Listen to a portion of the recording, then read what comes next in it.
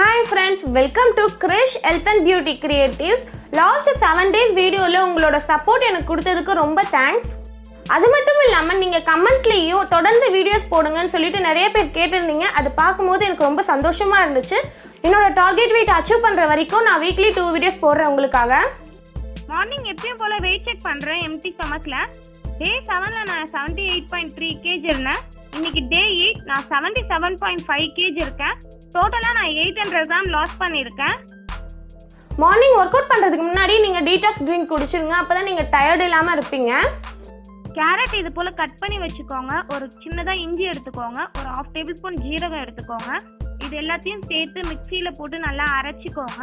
Next ஒரு 1/2 glass water add பண்ணிக்கிட்டு நல்லா அரைச்சி எடுத்துக்கோங்க. நெக்ஸ்ட் இது போல ஜூஸ் நீங்க வடிகட்டி எடுத்துக்கோங்க, இல்லனா வடிகட்டாமே நீங்க சாப்பிடலாம். இந்த கேரட் ஜூஸ் நம்ம வெயிட் லாஸ்க்கு ரொம்ப ஹெல்ப் பண்ணும். வெயிட் லாஸ் மட்டும் இல்லாம நம்ம ஸ்கின்க்கு ரொம்ப பிரைட்டன் கொடுக்கும். நம்ம ஸ்கின்ல இருக்கிற டிசீஸ் அண்ட் பாக்டீரியாஸ்லாம் ரிமூவ் பண்ணி நம்ம ஸ்கின்னை பிரைட்டனா ஆக்கும். அதனால நீங்க கண்டிப்பா ட்ரை பண்ணி பாருங்க. நீங்க நார்மல் ஸ்நாக்ஸ் டைம்லயே நீங்க கேரட் நார்மலாவே சாப்பிடலாம். உங்ககிட்ட ஃப்ரூட்ஸ் இல்லைன்னா நீங்க வெஜிடபிள்ஸ் கேரட்டை கட் பண்ணி அதுல பெப்பர் அண்ட் சால்ட் போட்டு கூட நீங்க சாப்பிடலாம்.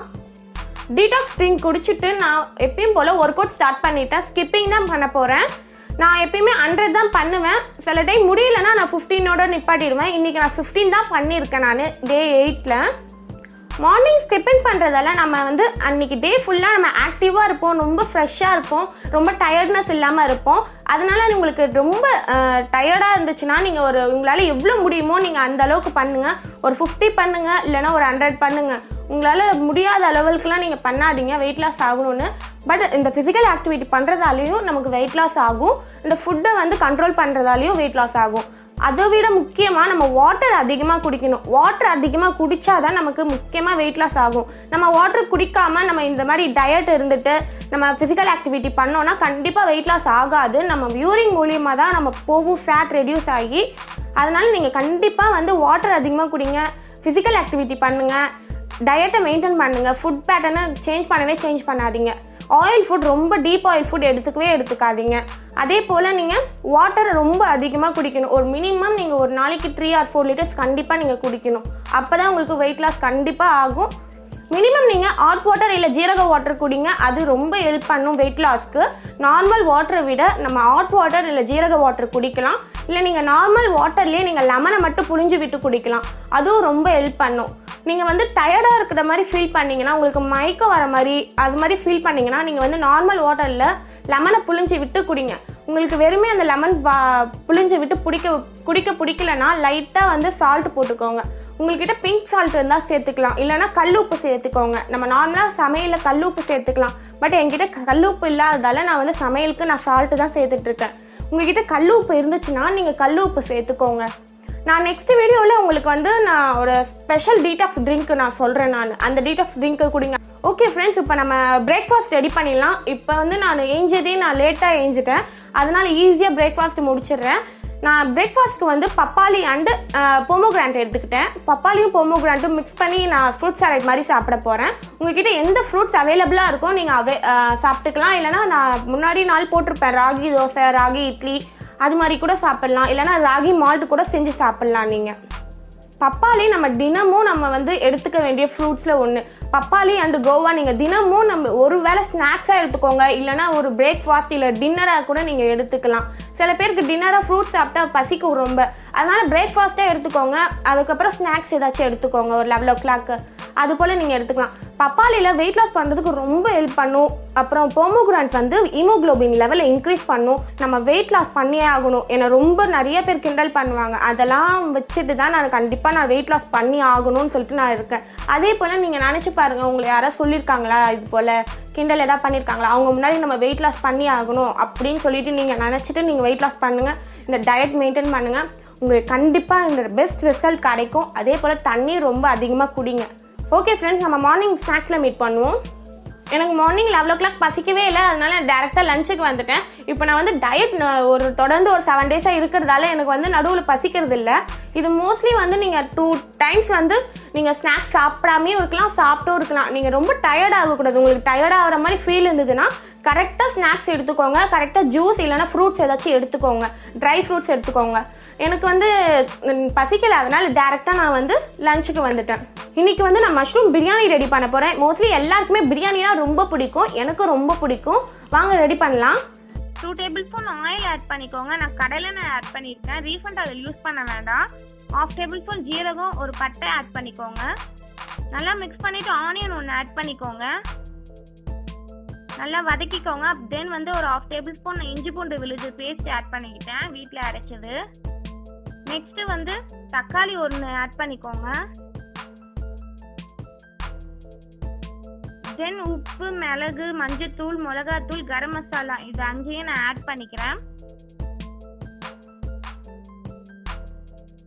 ஆட் பண்ணிட்டு நல்லா மிக்ஸ் பண்ணிக்கோங்க.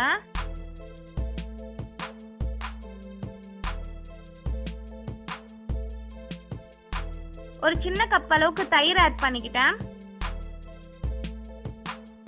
நல்லா மிக்ஸ் பண்ணி விட்டுக்கோங்க. நார்மலாக நம்ம பிரியாணிக்கு நம்ம மசாலா ரெடி பண்ணுவோம்ல ஃபர்ஸ்ட், அது போல் நீங்கள் ரெடி பண்ணி வச்சுக்கோங்க. ரெடி பண்ணிவிட்டு நீங்கள் வந்து சிக்கன் இல்லை மட்டன் இல்லை காளான் கூட நீங்கள் இது போல் ஆட் பண்ணிவிட்டு நல்லா மிக்ஸ் பண்ணி விட்டுக்கோங்க. நான் மஷ்ரூம் தான் ஆட் பண்ணியிருக்கேன்.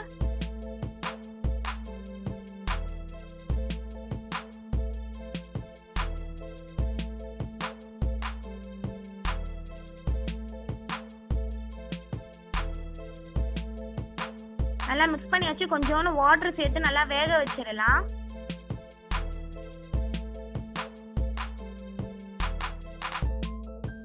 இப்போ நல்லா வெந்துருச்சு. நான் இது போல் கோஸ் துருவி வச்சிருக்கேன், இதை நம்ம ஆட் பண்ணிடலாம். நம்ம ரைஸ் சேர்க்க போகிறதில்ல, நம்ம வந்து கோஸ் தான் சேர்க்க போகிறோம். கோஸ் இது போல் கட் பண்ணி வச்சுக்கோங்க, இல்லைனா இது போல் துருவி வச்சுக்கோங்க. நம்ம நார்மலாகவே பிரியாணியில் இதே போல் ப்ரிப்பேர் பண்ணி தான் சாப்பிடுவோம். பட் ரைஸ் சேர்த்துப்போம். பட் ரைஸ் சேர்த்துக்க கூடாது நம்ம டயட் டைமில். அதனால நம்ம இப்படி பிரியாணி செஞ்சு சாப்பிடலாம். சூப்பராக இருந்துச்சு, நான் உண்மையாலே சொல்கிறேன். ரொம்ப டேஸ்டியாக இருந்துச்சு. நம்ம வாட்டர் எதுவும் ஆட் பண்ண வேணாம், நம்ம முன்னாடி ஆட் பண்ண வாட்டரே போதும். அதுக்கப்புறம் ஆயில் எதுவும் நடுவில் ஆட் பண்ணிடாதீங்க. அதுக்கப்புறம் தட்டை போட்டு இதை மூடி வச்சுருங்க. கொஞ்சம் ஒரு 5 மினிட்ஸ் கழித்து ஓப்பன் பண்ணி பாருங்கள், நல்லா வெந்திருக்கும். பாருங்கள், எனக்கு ரெடி ஆகிடுச்சு. சூப்பராக இருந்துச்சு, டேஸ்ட்டாக இருந்துச்சு. நீங்கள் கண்டிப்பாக வீட்டில் ட்ரை பண்ணி பார்த்துட்டு கமெண்ட் பண்ணுங்கள் உங்களுக்கு பிடிச்சிருக்கான்னு. நம்ம சூப்பராக ரெடி பண்ணியாச்சு பிரியாணி. இது போல் டயட் டைமில் நீங்கள் பிரியாணியை செஞ்சு பாருங்கள், செம்மையாக இருக்கும். நீங்கள் வெஜிடபிள்ஸ் பிரியாணி செய்யலாம், இல்லைனா மட்டன், சிக்கன் எது வேணால் எடுத்துக்கலாம். இல்லை பட் லிமிட்டாக எடுத்துக்கணும்.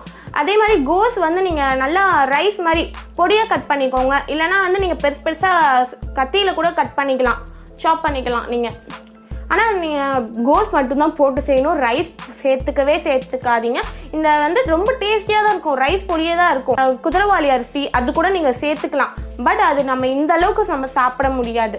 அதனால நீங்கள் வந்து கோஸ் எடுத்துக்கிட்டிங்கன்னா நல்லா நம்ம நார்மலாக எப்படி சாப்பிடுவோமோ டயட் டைமில் அது மாதிரி சாப்பிடுங்க. அதே போல் நீங்கள் மத்தியானம் முக்கியமாக நல்லா சாப்பிட்டாகணும், அப்போ தான் நம்ம ஃபுல் டேவை மெயின்டைன் பண்ண முடியும். அதனால் நீங்கள் மத்தியானம் ஃபுட்டை மட்டும் ஸ்கிப் பண்ணவே பண்ணாதீங்க, நல்லா சாப்பிடுங்க. உங்களுக்கு வயிறு ரொம்ப சாப்பிடுங்க. அதே போல் லிமிட்டாகவும் சாப்பிடுங்க. முட்டை, சிக்கன், மட்டன் அப்படி எடுக்கிறதா இருந்தால் நீங்கள் லிமிட்டாக சாப்பிடுங்க. இது மாதிரி வெஜிடபிள்ஸாக இருந்தால் நீங்கள் வயிறு ஃபுல்லாக சாப்பிடலாம் தாராளமாக. நீங்கள் நடுவில் கண்டிப்பாக உங்களுக்கு பசிக்குது, நீங்கள் எதாவது சாப்பிட போகிறீங்க, ஹெல்த்தியாகவே நீங்கள் சாப்பிட போகிறீங்கன்னு நினச்சிக்கோங்க. நீங்கள் வந்து தண்ணி குடிச்சிட்டு அதுக்கப்புறம் நீங்கள் சாப்பிட போங்க. ஒரு 10 மினிட்ஸ்க்கு முன்னாடியே நீங்கள் தண்ணி குடிச்சிக்கோங்க, அதுக்கப்புறம் நீங்கள் சாப்பிட போங்க. உங்களை சாப்பிடாமல் இருக்கவே கூடாது, நான் இந்த டயட்டில் சொல்ல மாட்டேன். நம்ம சாப்பிட்டு நம்ம ஹெல்த்தியாக டயட் இருக்கிறோம், அதனால நம்ம சாப்பிடணும், ஹெல்த்தியாகவே சாப்பிடணும், அவ்வளோதான். ஈவினிங் ஸ்நாக்ஸ்க்கு நான் எதுவும் எடுத்துக்கலாம், அதனால் டேரெக்டாக நான் டின்னருக்கு வந்துட்டேன். டின்னருக்கு ஒரு ஸ்பெஷலான டிஷ் தான் செய்ய போகிறேன். அது சாப்பிட்டா பசிக்கவே பசிக்காது. சொரக்காயை வச்சு நான் செய்ய போகிறேன், வாங்க பார்க்கலாம். இன்னைக்கு நான் சொரக்காவை வச்சு சப்பாத்தி பண்ண போகிறேன். சொரக்காய் ஆஃப் தான் எடுத்துக்க போகிறேன், இந்த அளவுக்கு தான் நான் எடுத்துக்க போகிறேன். இது மேலே இருக்கிற தோலை சீவிட்டு நல்லா துருவி எடுத்துக்க போகிறேன். இதை பாருங்கள், நான் துருவின சொரக்காய் எடுத்துக்கிட்டேன். இது ஒரு கொஞ்சோண்டு தான் எடுத்திருக்கேன். அதே போல் கோஸ் வந்து கொஞ்சோண்டு எடுத்திருக்கேன். தென் வந்து கேரட் எடுத்திருக்கேன். 2 கேரட் வந்து சின்ன கேரட்டாக பார்த்து நல்லா துருவி எடுத்துக்கிட்டேன் நான். இப்போ நம்ம வந்து ஒரு கப்பில் இந்த கேரட்டை ஆட் பண்ணிடலாம். நெக்ஸ்ட்டு வந்து சொரக்காவை ஆட் பண்ணிடலாம். நெக்ஸ்ட் இந்த கோஸையும் ஆட் பண்ணிடலாம்.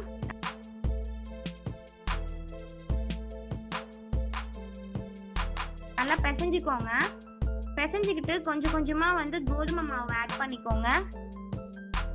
கோதுமை மாவு ஒரு 1/2 கப் அளவுக்கு நான் ஆட் பண்ணிக்கிட்டேன். சால்ட் ஒரு 1/2 டேபிள் ஸ்பூன் ஆட் பண்ணிக்கோங்க.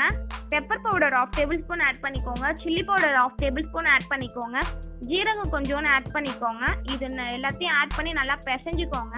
தண்ணி எதுவும் சேர்க்க வேணாம். இதில் இருக்கிற தண்ணியை நல்லா இந்த அளவுக்கு பிசைஞ்சிடலாம். உங்களுக்கு வந்து இந்த மாவு ஆட் பண்ணது பத்தில் நல்லா தண்ணியாக இருக்குது அப்படின்னு உங்களுக்கு தோணுச்சுன்னா இன்னும் கொஞ்சம் கூட நீங்கள் நல்லா மாவு போட்டு நீங்கள் நல்லா பிசைஞ்சு எடுத்துக்கோங்க. இது போல் 4ஆக பிரிச்சுக்கிட்டேன் நான். கோதுமை மாவு ஆட் பண்ணி நல்லா இது போல் திரட்டி எடுத்துருங்க. நல்லா வரும் சூப்பராக சப்பாத்தி. இது பாருங்கள், அது இந்த அளவுக்கு தான் இருக்கணுமே, இந்த அளவுக்கு லேயர் தான் இருக்கணும். நான் 2 சப்பாத்தி எடுத்துக்கிட்டேன். ரொம்பவே டேஸ்டியாக இருந்துச்சு. நீங்கள் கண்டிப்பாக ட்ரை பண்ணி பாருங்கள். என் பையன் கூட நான் விரும்பி சாப்பிட்டான். இதை தொட்டுக்கிறதுக்கு நான் வந்து தயிரில் chilli powder and pepper powder சேர்த்து நல்லா மிக்ஸ் பண்ணி எடுத்துக்கிட்டேன். சால்ட்டு ஆட் பண்ணிக்கிட்டேன். ரொம்ப டேஸ்டியாக தான் இருந்துச்சு. அதுக்கு காம்பினேஷன் நல்லா இருந்துச்சு. நீங்களும் கண்டிப்பாக ட்ரை பண்ணி பாருங்கள். ட்ரை பண்ணி பார்த்துட்டு கமெண்ட்டில் சொல்லுங்கள் எப்படி இருந்துச்சுன்னு. இதில் நம்ம சொரக்காய் ஆட் பண்ணதால் வெயிட் லாஸ் பண்ணுறதுக்கு ரொம்ப ஹெல்ப் பண்ணும். நீர் சத்து அதிகமாக இருக்குது. அதே போல் கலோரிஸ் கம்மியாக தான் இருக்குது. நைட்டு பசிக்காமல் நிம்மதியாக தூங்கலாம். ஏன்னா நம்ம நார்மலாக ஃபுட்ஸ் எடுத்துக்கிட்டா நமக்கு நைட்டு பசிச்சுட்டே இருக்கும். ஏன்னா நம்ம அன்றைக்கி ஃபுல்லாக நம்ம சரியாகவே சாப்பிட்ருக்க மாட்டோம். இது மாதிரி டயட் ஃபுட்டாக இருந்தாலே அதனால் பசிக்கும். இது போல் நீங்கள் சப்பாத்தி ரெடி பண்ணி சாப்பிட்டீங்கன்னா பசிக்காது. ஆனால் நீங்கள் வந்து நார்மல் கோதுமை சப்பாத்தினா நீங்கள் 4 எடுத்துக்காதீங்க. மினிமம் 2 எடுத்துக்கோங்க. நான் எப்பயுமே 2 தான் எடுத்துக்கிறேன். இப்போ இந்த டயட் டைமில் முன்னாடிலாம் வந்து 4 or 5 சாப்பிட்டுட்டு இருந்தேன். இப்போ இந்த டயட் டைமில் வந்து நான் 2 தான் எடுத்துகிட்டு இருக்கேன். இதே போல் சப்பாத்தியை நீங்கள் நல்லா இந்த சைஸில் வந்து நான் காமிச்சல அந்த சைஸில் நீங்கள் செஞ்சு சாப்பிடுங்க.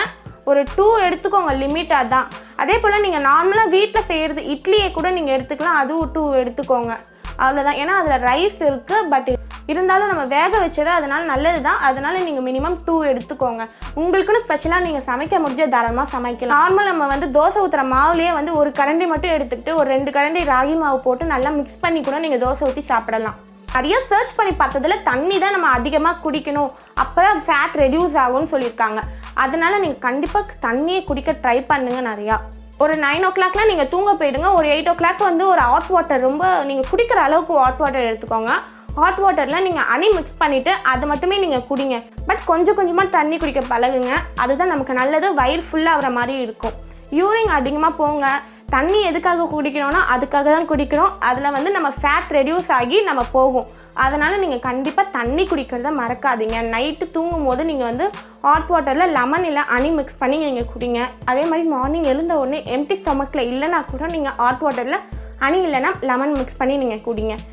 உங்களுக்கும் கண்டிப்பாக பெஸ்ட் ரிசல்ட் வரும். எனக்கு வந்துட்டுருக்கு. அதனால தான் உங்கள்கிட்ட நான் ஷேர் பண்ணிகிட்ருக்கேன் என்னோடய எக்ஸ்பீரியன்ஸ் எல்லாமே. அதனால் நீங்களும் கண்டிப்பாக வந்து ஃபாலோ பண்ணுங்கள். உங்களுக்கு பெஸ்ட் ரிசல்ட் வரும். அதே போல் உங்கள் ரிசல்ட் வந்துச்சுன்னா கண்டிப்பாக அந்த கமெண்ட் பாக்ஸில் கமெண்ட் பண்ணிவிடுங்க. அப்போ தான் மற்றவங்களுக்கும் யூஸ்ஃபுல்லாக இருக்கும். ஓகே ஃப்ரெண்ட்ஸ், டே 8 சூப்பராக ஃபினிஷ் பண்ணியாச்சு. உங்களுக்கு ரொம்ப பிடிச்சிருக்குன்னு நினைக்கிறேன். உங்களுக்கு யூஸ்ஃபுல்லாகவும் இருக்கும்னு நினைக்கிறேன். இது போல் யூஸ்ஃபுல்லான வீடியோஸ்லாம் நான் அப்லோட் பண்ணிகிட்டே தான் இருப்பேன். அதுக்கு நீங்கள் பண்ண வேண்டியது உங்களோட சப்போர்ட் மட்டும்தான். நீங்கள் இப்போ தான் ஃபஸ்ட் டைம் நம்ம வீடியோவை பார்க்குறீங்கன்னா மறக்காமல் சப்ஸ்கிரைப் பண்ணிவிடுங்க. கூடவே பெல் பட்டனும் ப்ரெஸ் பண்ணுங்கள். அப்போ தான் நான் அப்டேட் பண்ணுற வீடியோஸ்லாம் உங்களுக்கு நோட்டிஃபிகேஷனாக வரும். தேங்க்யூ ஃபார் வாட்சிங் மை வீடியோ ஃப்ரெண்ட்ஸ்.